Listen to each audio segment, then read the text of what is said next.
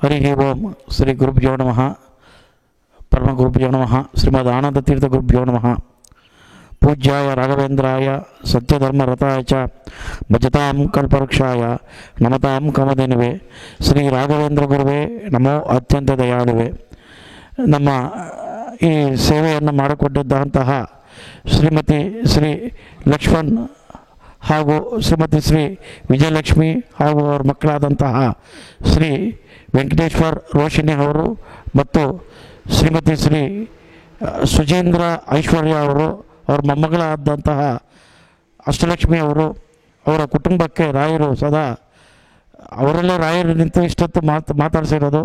ಅವರ ಮಾರ್ಗದಂತೆ ಈ ಮಠವನ್ನು ಅವರ ಆದೇಶದಂತೆ ಇಲ್ಲಿ ಎಲ್ಲ ಪ್ರತಿಯೊಂದು ಕೆಲಸಗಳು ಸಹ ಅವರ ಅಪ್ಪಣೆಯಂತೆ ಇಲ್ಲಿ ವಿಶೇಷವಾದ ಕಾರ್ಯಕ್ರಮಗಳು ನಡೆಸ್ಕೊಂಡು ಹೋಗ್ತಾ ಇದ್ದೀವಿ.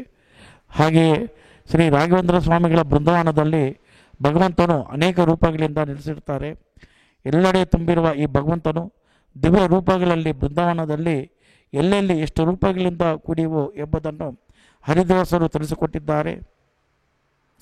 ಐತಿಹಾಸಿಕ ದಾಖಲೆ ಪ್ರಕಾರ 714 ಸಾಲಿಗ್ರಾಮಗಳನ್ನು ಶ್ರೀ ಗುರು ರಾಘವೇಂದ್ರ ಸಾರ್ವಭೌಮರು ತಾವೇ ಪೂಜಿಸಿ 2 ಬೃಹತ್ ಸಂಪುಟಗಳಲ್ಲಿ ಅವುಗಳನ್ನು ಇರಿಸಿ ಬೃಂದಾವನದೊಳಗೆ ಸಶೀಘ್ರವಾಗಿ ಪ್ರವೇಶ ಮಾಡಿದ್ದಾರೆ ಎಂದು ತಿಳಿದು ಬರುತ್ತದೆ. ಈ ಬೃಂದಾವನದಲ್ಲಿ ಕಾಣುವ ಪುಷ್ಪ, ತ್ರಿಕೋನ, ಚತುರ್ವರ್ಣ ಇತ್ಯಾದಿ ಆಕೃತಿಗಳು ಕೇವಲ ಸೌಂದರ್ಯದ ವಿನ್ಯಾಸಗಳಲ್ಲಿ, ಅವು ತಂತ್ರಸಾರದ ಗ್ರಂಥಗಳಲ್ಲಿ, ಪೀಠ ಪೂಜಾದಿ ಪ್ರಕರಣದಲ್ಲಿ ಹೇಳ್ಪಟ್ಟ ಆವರಣ ಕ್ರಮದಲ್ಲಿ ಸಪರಿವಾರದ 108 ಭಗವಂತನ ಚಿಂತನಾ ಸ್ಥಾನಗಳು, ಅನೇಕ ಶ್ರೀ ಲಕ್ಷ್ಮೀನಾರಾಯಣ ಸಾಲಿಗ್ರಾಮಗಳು ಕೂಡಿರುವ ಮಹಾ ದಿವ್ಯ ಕ್ಷೇತ್ರ ಈ ಬೃಂದಾವನ.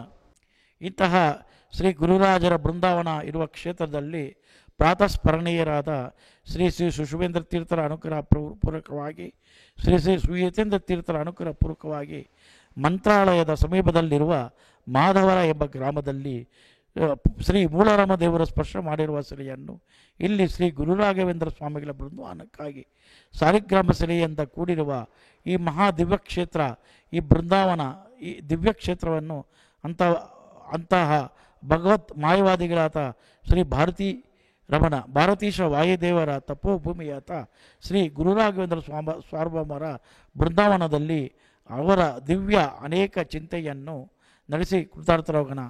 ಹಾಗೆಯೇ ಈ ಕ್ಷೇತ್ರದಲ್ಲಿ ಪರಿವಾರ ದೇವತೆಗಳಾಗಿ ವಿಶೇಷವಾಗಿ ಪರಮೇಶ್ವರ ಹಾಗೂ ಪಾರ್ವತೀ ದೇವಿ, ಶ್ರೀ ಸುಬ್ರಹ್ಮಣ್ಯ ಸ್ವಾಮಿ, ಶ್ರೀ ವಿಘ್ನೇಶ್ವರ ಸ್ವಾಮಿ ಹಾಗೂ ನಂದೀಶ್ವರರನ್ನು ಹಾಗೂ ಶ್ರೀ ಅಯ್ಯಪ್ಪ ಸ್ವಾಮಿಯನ್ನು ವಿಶೇಷವಾಗಿ ನಿರ್ಮಾಣ ಮಾಡಿದಂತಹ ಶ್ರೀ ಗುರುರಾಘವೇಂದ್ರ ಸ್ವಾಮಿಗಳ ಸೇವೆಗಾಗಿ ತಮ್ಮನ್ನೇ ತಾವು ತೊಡಗಿಸಿಕೊಂಡು ಹಗಲು ಇರುಳು ಅನ್ನದೇ ಶ್ರಮಪಟ್ಟು ಸೇವೆಯನ್ನು ಮಾಡುತ್ತಿರುವ ಶ್ರೀಮತಿ ಶ್ರೀ ವಿಜಯಲಕ್ಷ್ಮಿ ಆರ್ ಲಕ್ಷ್ಮಣ್ ಅವರ ಕುಟುಂಬದವರು ಅಮೃತ ಹಸ್ತದಿಂದ ಈ ಮಠವನ್ನು ವಿಶೇಷವಾಗಿ ನಡೆಸ್ಕೊಂಡು ಹೋಗ್ತಾರೆ.